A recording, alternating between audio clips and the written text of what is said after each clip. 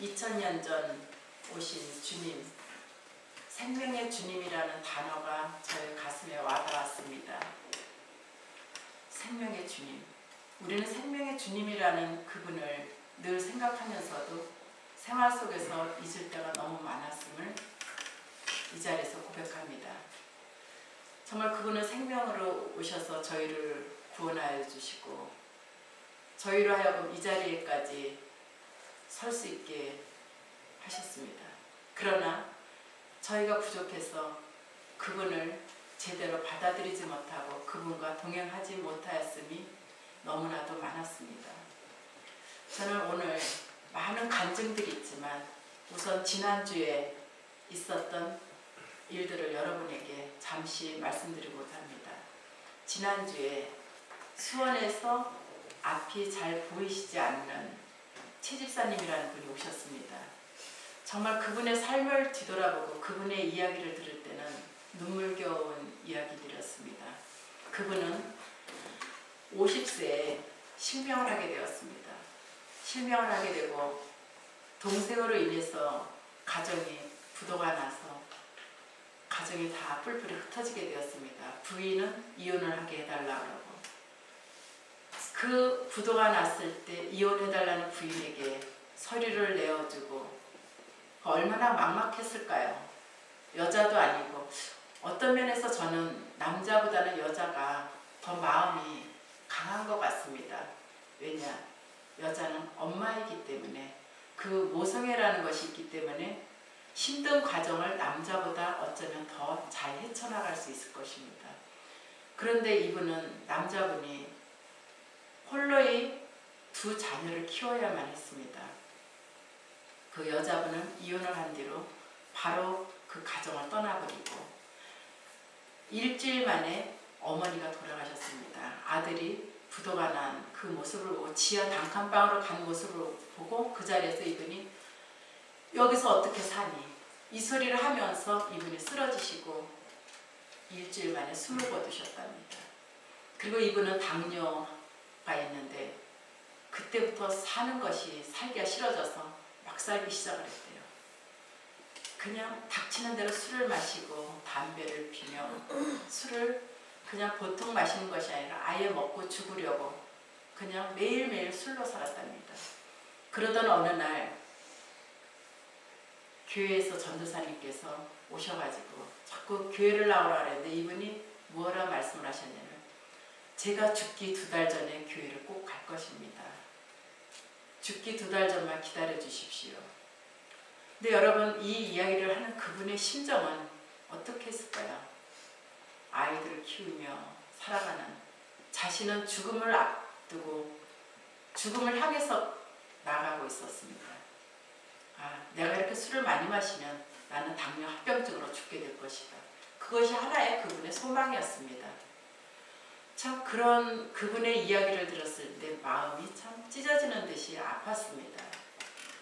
그리고 어느 날 그분은 결국 두 눈을 잃게 되었어요. 앞이 보이지 않고. 더 좌절감에 빠져 있을 때 어떤 연유에서인지 교회를 나가게 되었습니다. 왜냐하면 김치를 얻어먹으려고요. 교회에서 김치를 준다는 소리에 그 김치를 얻으러 가는데 그 자신이 그렇게 비참할 수가 없었답니다. 교회에서 주는 그 김치를 받는 것이. 그리고 교회를 나가게 되었는데 그분의 마음을 감동시킨 것은 목사님께서 이분을 아주 환대히 받아들이면서 많은 분들에게 소개를 했대요. 뭐 시의원, 뭐 많은 높은 자리에 있는 분들을 소개를 했을 때 이분이 가슴이 뭉클했었던 거예요. 나 같은 사람을, 나같이 지금 현재 보잘것없는 사람을 이렇게까지 목사님이 반가이 나를 맞아주고 이렇게 소개를 해줄 수 있을까 사람들에게. 나는 지금 현재 가진 것이 아무것도 없는데. 그렇다 그분이 아주 못 배우고 그런 분은 아니었습니다. 이분은 출판사에 다녔던 분이었어요. 교학사라는 출판사에 다니다가 일이 그렇게 된 것이었습니다. 근데 이분이 교회에 처음 등록을 하셨을 때, 가셨을 때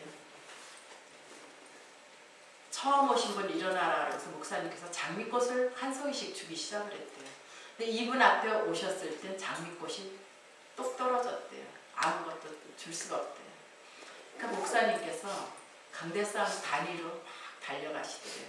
뛰어가시더니 그곳에 있는 백합꽃을 한 송이 뽑아 갖고 와서 그것을 드리더래요. 근데 이분은 거기에 너무 감동을 받은 거였어요. 여러분, 저희는 큰 것에 감동을 받는 것이 아니지 않습니까? 저희는 살아가면서 제가 여자의 입장이지만 남편이 뭐 큰 보석을 사준다, 큰 돈을 준다, 그런다고 해서 저희가 감동을 받는 게 아니에요. 아주 작은 것 하나에, 말 한마디 하나에 감동받는 것이 바로 사랑입니다. 근데 이분이 바로 그러한 감동을 받았던 거예요. 저는 그 이야기를 듣고 참 목사님께서 잘하셨다. 우리는 살아가면서 교회 안에서 어떨까요? 큰일은 너도 나도 하러 들어요. 그러나 작은 일에는 소홀합니다.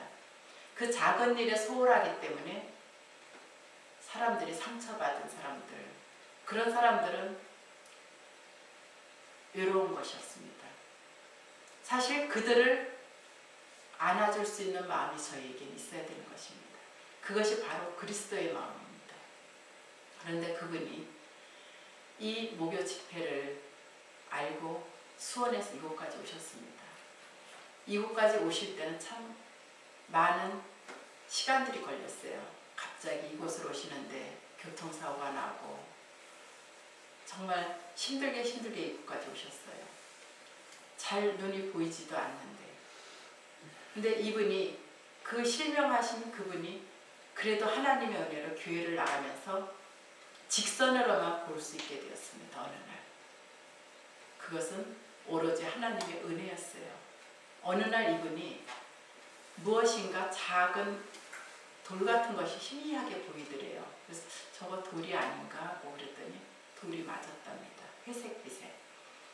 그래서 병원을 가봤더니 병원에서 수술을 하면은 전체는 다 볼 수 없지만 직선으로만 희미하게라도 볼 수 있다고.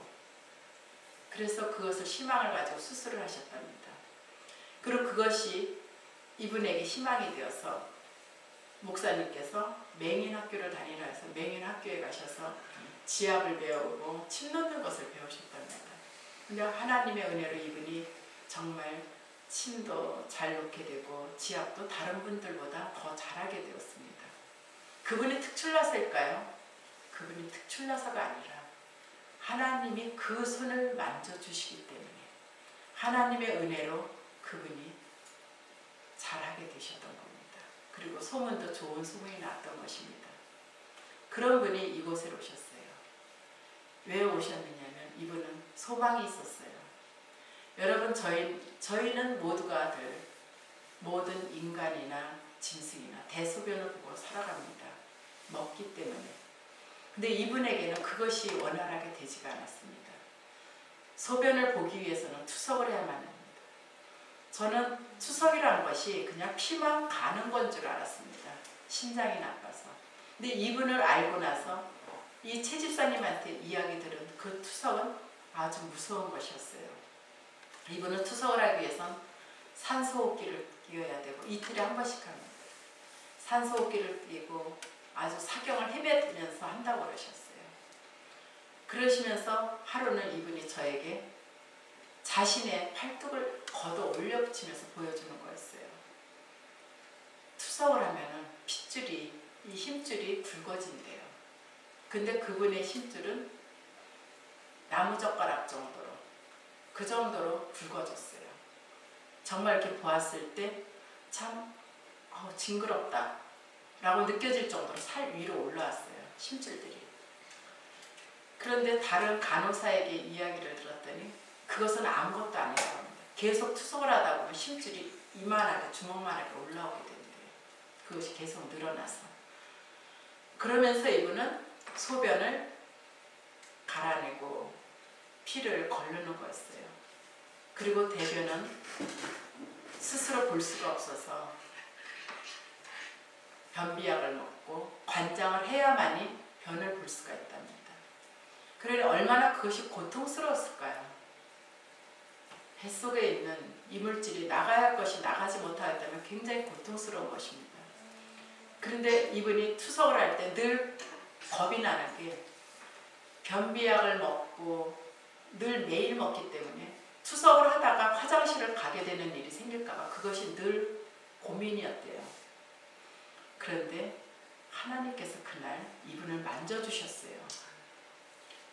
우리가 목요 집회를 하고 금요일날 이분을 만나게 되었는데 이분께서 뭘 하시냐면 아침에 변비약도 안 먹었는데 아직 드시질 않았답니다. 그런데 배가 갑자기 사르르 아프시더래요. 그 화장실을 가게 됐대요. 그래서 변을 보게 되었다고 합니다. 그리고 그것이 한 번이 아니라 어제도 만나뵀는데 그 후부터 계속 변을 자연스럽게 본다고 그러시는 거예요. 약을 드시지 않는데 이제는. 그 약을 드시고 관장을 한다는 그 자체가 얼마나 고통스럽겠어요. 약만 먹어도 힘들 텐데 거기다 또 관장까지 해야 되는데 이분이 그것이 해결이 되었답니다. 그래서 제가 그분에게 소변도 보실 수 있을 겁니다. 믿음으로 선포를 하세요. 왜냐하면 며칠 전 제가 기도를 하고 나서 하나님께서 음성을 주시는 거였어요. 그 채집사는 아직 믿음의 뿌리가 약해서 그 소변 보는 것을 선포하지를 못할 것이다. 그런 음성을 저에게 주셨어요. 그래서 제가 어제 그분을 만났을 때 집사님 이제 소변도 선포를 하세요. 소변도 해결이 되실 것입니다. 선포를 하세요 했더니 이분이 너무 좋으셔가지고 아멘 아멘 하시는 거였어요. 여러분 우리가 그 생명의 빛으로 오신 그 주님이 저희 안에 와 계시면 어떠한 일도 하실 수 있는 것입니다. 아멘. 너는 내 것이라. 아멘. 너는 내 것이라 지적하셨는데 그것을 해결해 주시지 않겠습니까? 저는 그러한 그분의 이야기를 들으면서 굉장히 큰 감동을 받았습니다. 아, 하나님께서 공평하신 하나님. 저분의 그러한 기도를 들어주셔야만이 저분이 그래도 무엇인가 의지하고 살아갈 수 있지 않을까. 그분에게 있는 것은 오로지 주님 한 분밖에 없지 않습니까? 그래도 하나님께서 그분이 하나님을 잘 믿으면서 나가시니까 그분의 자녀들을 축복하셔서 그 엄마가 없는 가운데 자녀를 키웠는데 딸은 의사가 되고 아들도 아주 훌륭히 잘 키우셨습니다. 우리는 우리 환경을 바라보면서 늘 때로는 그 환경에 묶여서 불만을 가지고 왜 하나님 이 일을 풀지 않으실까요? 하나님 왜 이것은 되지 않을까요? 근데 그러기 이전에 뒤돌아보면 결국은 모든 것이 나의 잘못이고 나의 문제였습니다. 내가 나의 문제를 들여다만 볼 수 있다면 모든 일은 해결이 될 것입니다. 우리는 우리 자신의 잘못된 점을 들여다보질 못하기 때문에 우리가 회개를 한다고 그러지만 여러분 과연 우리가 회개를 얼마큼 할까요? 정말 깊은 회개가 우리 안에 있을까요? 우리 안에 정말 진정한 회개가 일어난다면 우리는 다시는 그 길을 걷지를 않을 것입니다. 그렇다면 과연 우리 여기 있는 모여있는 우리만이라도 제대로 하나님 앞에 서 있는다면 아마 마포가 변할 것입니다. 왜냐? 그것은 결코 전이가 되는 것이기 때문에 우리를 통해서 다른 이들에게 또 그들이 또 다른 이들에게 전이가 되기 때문에 우리의 모습이 진정으로 하나님 앞에 변하면서 설 때 그분이 우리와 동행함을 느낄 수가 있을 것입니다. 마가복음을 한번 보겠습니다. 10장 50절.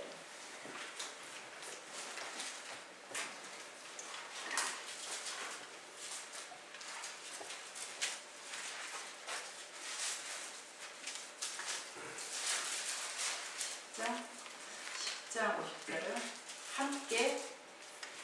함께 읽겠습니다. 맹인이 겉옷을 내버리고 뛰어 일어나 예수께 나아오거늘. 아멘.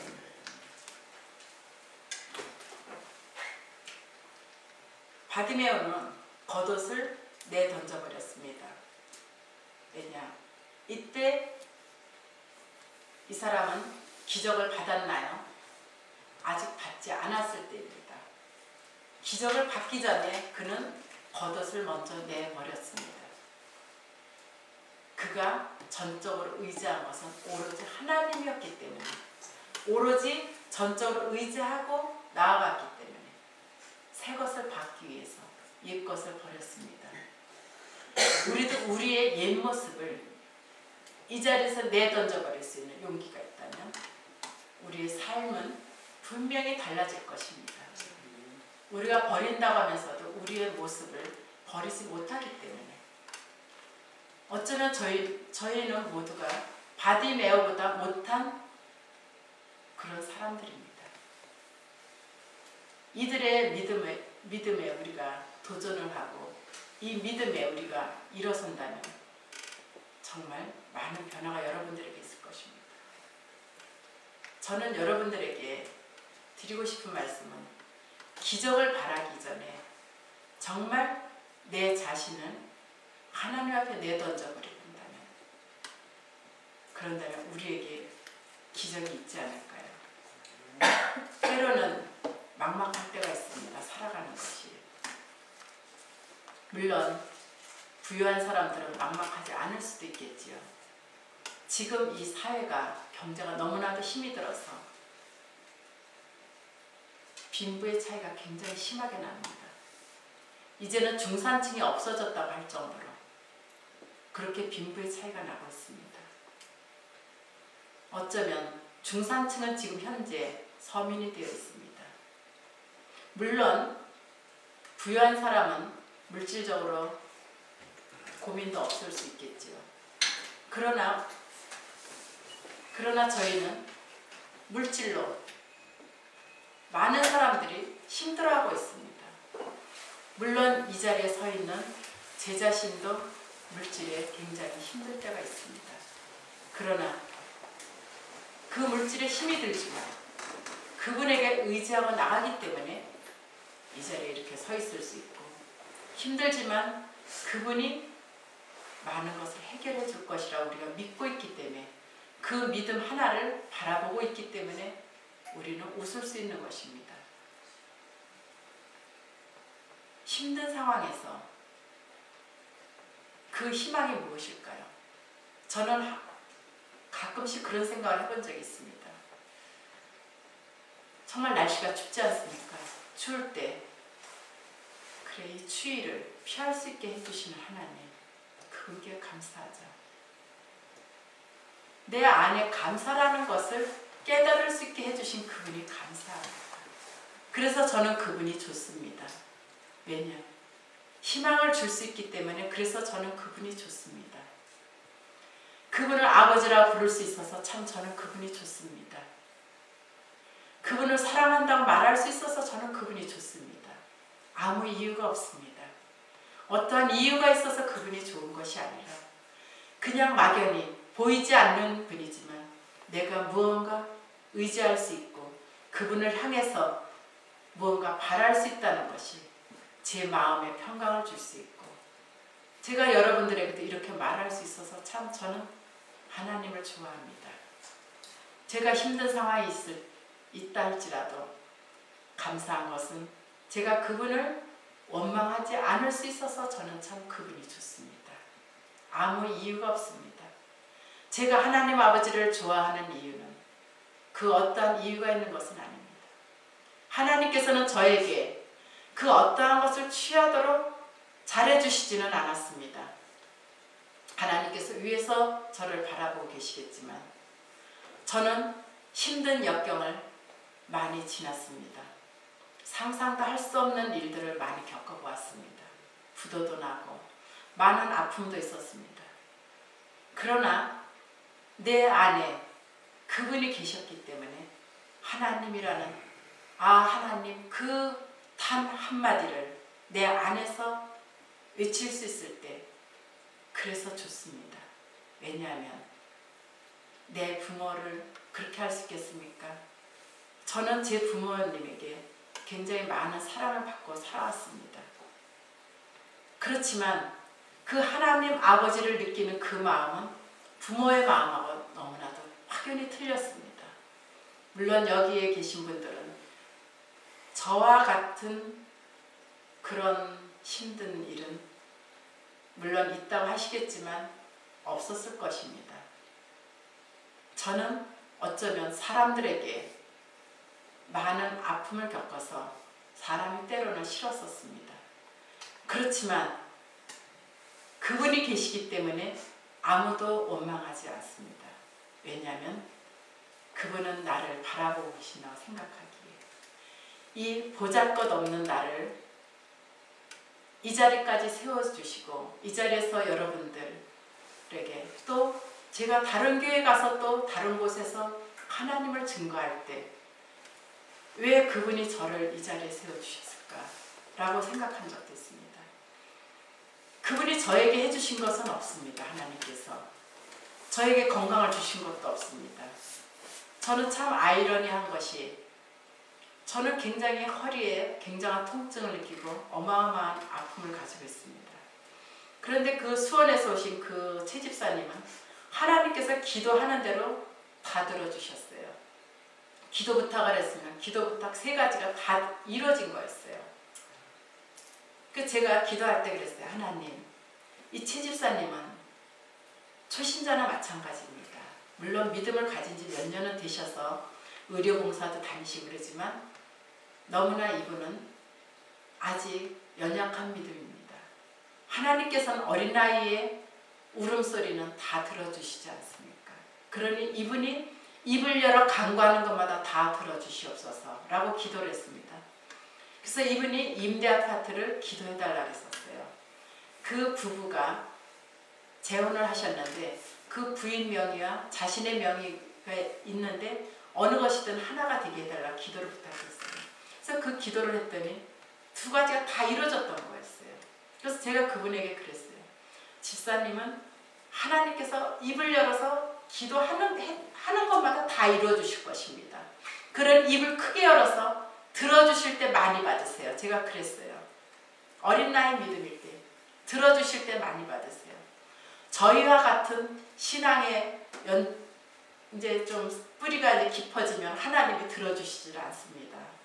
아무리 외치고 기도를 해도 들어주시질 않습니다. 그러니까 입을 크게 열어서 기도하십시오 그랬더니 이분이 그러냐고 그러시는 거였어요. 그리고 또 기도 부탁을 또 했어요.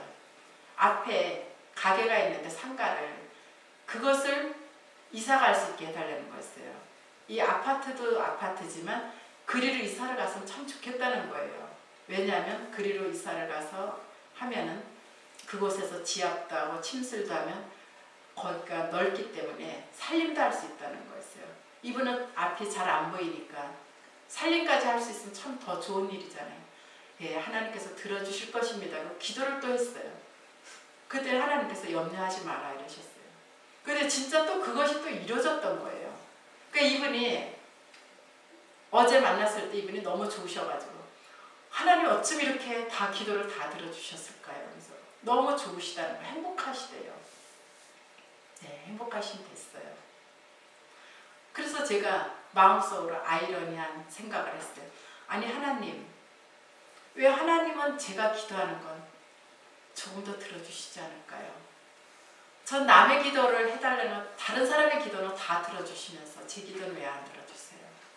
저는 허리가 통증으로 너무 심한데 나 한 20%만 안 아프게 해줘도 얼마나 감사할까요? 나 좀 안 아프게 해주시지. 그런 생각을 좀 했어요. 그리고 물질도 좀 주시지. 내가 그 물질 받아서 하나님 물질 주시면 나한테 쓰면 내가 뭘 얼마나 쓴다고. 제가 그런 생각을 했어요. 내가 먹으면 뭘 얼마나 먹는다고. 다 주시면은 이것저것 쓸 것도 많고 주고 싶은 사람도 많은데 물질 좀 빨리 풀어주시죠. 제가 어제는 얼핏 그런 생각을 해보았습니다. 그러나 아직 때가 아니라서 그러겠죠. 그래도 좋습니다. 저는 그분이 그냥 좋아요. 아무 이유가 없이. 여러분들도 아무 이유 없이 조건 없이 하나님을 좋아하시길 바랍니다. 하나님을 좋아하고 하나님을 사랑하는 마음은 어떠한 조건도 필요 없고 어떠한 이유도 없습니다. 우리가 부모가 계시다면 부모가 어떠한 모습의 부모이건 어린아이들이 부모의 조건과 환경을 따지고 좋아합니까? 부모가 아무리 못나고 진짜 보잘것도 없어도 어린아이들은 엄마 아빠를 무조건 좋아합니다. 우리도 하나님을 무조건 좋아합니다. 하나님도 지금 우리의 이런 이야기를 분명히 들으시리라 믿습니다. 무조건 좋아하는 하나님, 우리를 정말 무조건 축복해 주시고 아무 조건 없이 우리가 기도하는 것들 좀 오늘 이 밤에는 들어주시기를 간절히 바랍니다. 그리고 오늘은 여러분들에게 정말 성령 충만한 시간이 되시고 성령님을 온전히 만나시고 그분이 여러분을 만지시고 그분의 인도함을 여러분들이 받는 시간들이 되기를 간절히 바랍니다.